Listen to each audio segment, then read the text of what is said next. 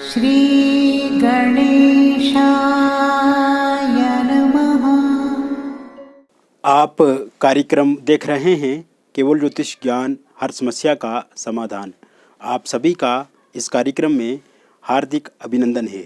मित्रों, हम उपस्थित हैं आपके समक्ष वृश्चिक लव राशिफल अगस्त 2022 का संपूर्ण चर्चा वृत्तांत लेकर के जानेंगे अगस्त के महीने में कैसा रहेगा आपका प्रेम जीवन। आपके प्रेम जीवन में यदि ब्रेकअप हो गया है, लड़ाई झगड़े होते हैं, आपके पार्टनर ने आपको ब्लॉक कर दिया है और आप इच्छुक हैं कि कब तक आपको आपके पार्टनर अनब्लॉक करेंगे, थर्ड पार्टी के कारण से दिक्कतें आ रही हैं या किसी न किसी वजह से आपका प्रेम जीवन इस समय में उतार चढ़ाव में है, परेशानियों में है, दिक्कतों में है, तो इस महीने विशेष आपको कैसे अच्छे परिणाम देखने को मिलेंगे।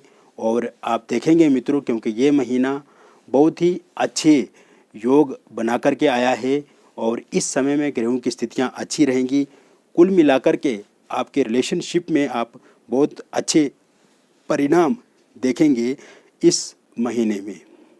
वीडियो के अंत में मैं कुछ लकी डेट्स, अनलकी डेट्स और न्यूट्रल डेट्स भी आपको बताऊंगा, जो आपके इस महीने को अच्छा बनाने के लिए बहुत ही अहम भूमिका निभाएंगी और आपको ये भी पता लगेगा कि कौन सा दिन आपके लिए अच्छा है और कौन सा अच्छा नहीं है। वीडियो अभी तक आपने लाइक नहीं किया है तो इस वीडियो को आप कृपया लाइक कर दें। अभी तक हमारे यूट्यूब चैनल को सब्सक्राइब नहीं किया तो कृपया इसे सब्सक्राइब भी कर दें। मित्रों, वीडियो को आप अंत तक देखना, क्योंकि अंत तक वीडियो को देखेंगे तभी आपको इसमें समझ आएगी, तभी आप अपने इस महीने के राशिफल को अच्छे से जान पाएंगे। सर्वप्रथम हम बात करें बुध की, तो बुध ग्रह आपके 1 अगस्त से 20 अगस्त 2022 तक आपकी सिंह राशि में स्थित रहेंगे। उसके बाद बुध आपके उच्चस्थ हो जाएंगे कन्या राशि में। शुक्र का राशि परिवर्तन 6 अगस्त को होगा। 6 अगस्त से शुक्र आपके कर्क राशि में चला जाएंगे। 6 अगस्त तक मिथुन राशि में स्थित रहेंगे। 10 अगस्त तक मंगल आपके मेष राशि में स्थित रहेंगे। राहु के साथ अंगारक नाम का दोष बनेगा और 10 के बाद मंगल वृषभ राशि में चला जाएंगे। सूर्य 17 अगस्त तक आपकी पत्रिका में कर्क राशि में स्थित रहेंगे। 17 अगस्त से लेकर 17 सितंबर तक सूर्य आपके सिंह राशि में रहेंगे। स्वराशिगत सूर्य बहुत ही सकारात्मक आपको परिणाम देंगे। इसके अलावा मित्रों, शनि आपके तीसरे भाव में वक्री रहेंगे। पंचम में, जहां से लव रिलेशनशिप को देखा जाता है, गुरु स्वराशिगत रहेंगे, किंतु ये वक्री रहेंगे। लेकिन पंचम में गुरु को बहुत अच्छा माना जाता है, वो भी अपनी राशि में। छठे भाव में राहु स्थित रहेंगे और राहु के साथ मंगल 10 तारीख स्थित रहेंगे। अंगारक नाम का दोष बनेगा, जैसे मैंने बताया आपको।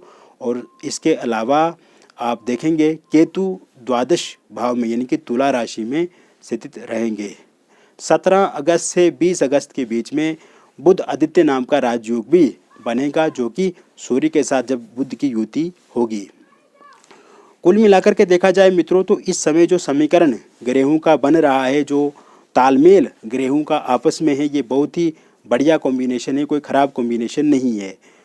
तो ऐसे में जब ग्रहों का सही कॉम्बिनेशन बनता है, सही स्थितियां होती हैं, तो व्यक्ति के जीवन में सकारात्मक परिणाम मिलते हैं और कोई भी काम हो किसी इंसान का, उसमें उसको सफलता निश्चित रूप से मिलती है।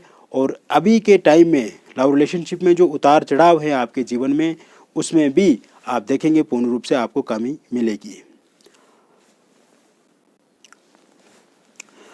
मित्रों, इससे पूर्व आपने देखा था कि आपके प्रेम जीवन में कुछ समय से थोड़ा बहुत उतार चढ़ाव आ रहा है, यानी कि जैसी स्थितियां आपकी पहले थी वो स्थितियां इस समय में बदल चुकी है।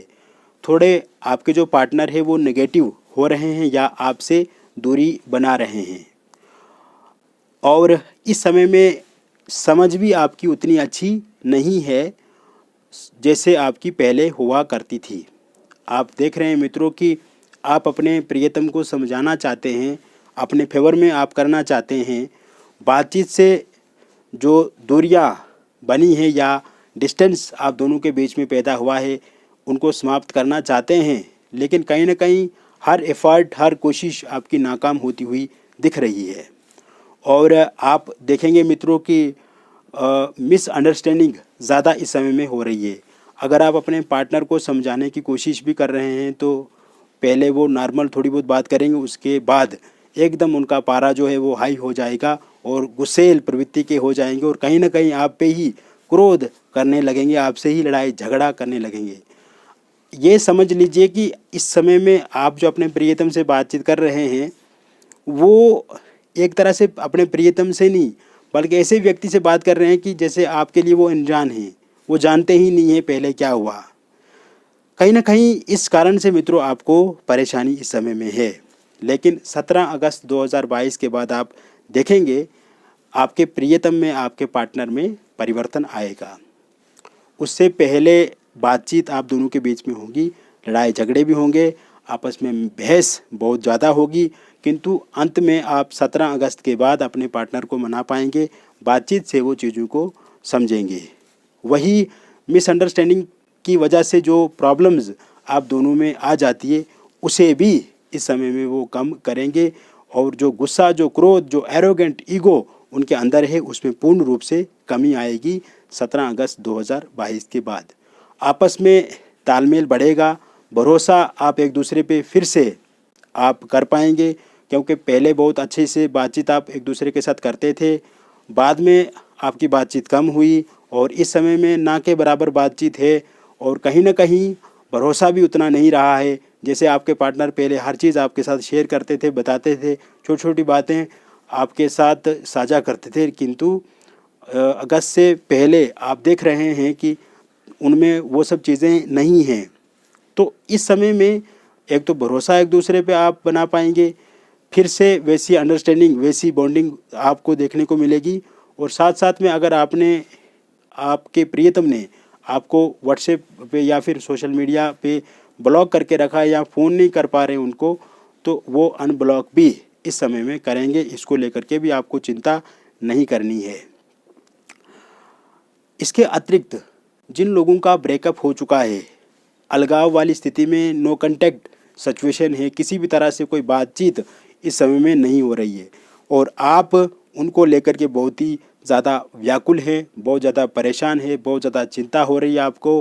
पुरानी स्मृतियाँ जब आपके भीतर आती है, पुरानी मेमोरीज़, पुराने मोमेंट, पुरानी यादें, तो इस वजह से आप और ज़्यादा दुखी हो जाते हैं, विचलित हो जाते हैं।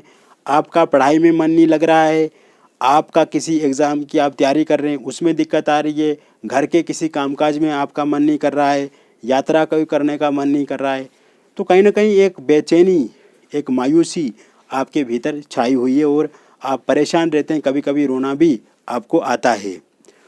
किंतु मित्रों, ये कारण जो ब्रेकअप का था, इसमें थर्ड पार्टी का इंटरफेरेंस भी ज़्यादा हमें दिख रहा है और थर्ड पार्टी के कारण से आपके प्रियतम आपको छोड़ करके चला गए।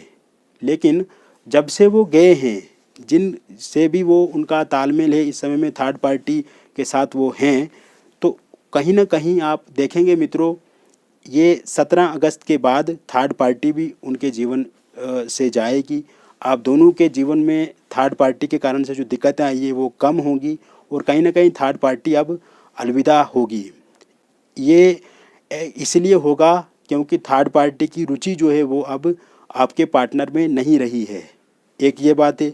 दूसरी ये बात है कि जितना प्रेम आप अपने पार्टनर के साथ करते थे, जितने सहयोग साथ आप अपने प्रियतम को करते थे, तो कहीं ना कहीं अब वो वाला सहयोग या वो वाला सपोर्ट थर्ड पार्टी से उनको नहीं मिल रहा है। इस समय में आपके पार्टनर भी समझ चुके हैं कि उन्होंने एक बहुत बड़ी गलती की है, जो कि आपसे ब्रेकअप करके वो थर्ड पार्टी के साथ जुड़े। ये रियलाइज़ उनको हो चुका है, किंतु थोड़ा उनके अंदर एक तरह से डर है या थोड़ी शर्मिंदगी है, जिस कारण से वो खुल करके अब आपको नहीं बताना चाहते हैं, थोड़ी गिल्टी है।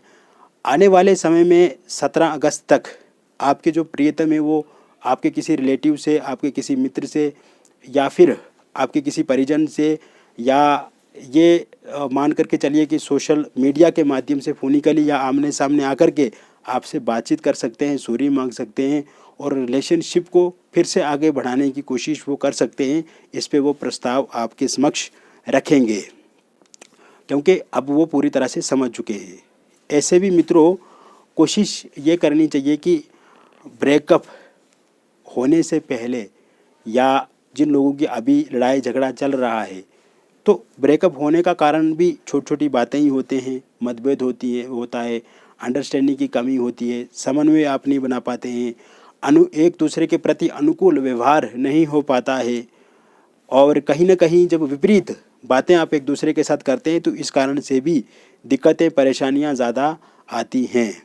तो कहीं ना कहीं छोटी छोटी बातों को लेके आपको समझने की ज़रूरत है, और ये वाली स्थिति ब्रेकअप वाली जो है वो भी पूर्ण रूप से ठीक होती हुई दिख रही है। इसको लेकर के भी अब आपको किसी तरह से परेशान, व्याकुल, चिंतित नहीं रहना है। मित्रों, जो लोग सिंगल हैं उनको प्रस्ताव इस समय में ज़रूर मिलेंगे, या पहले किसी से उनको धोखा मिला है और इस समय में वो परेशान हैं।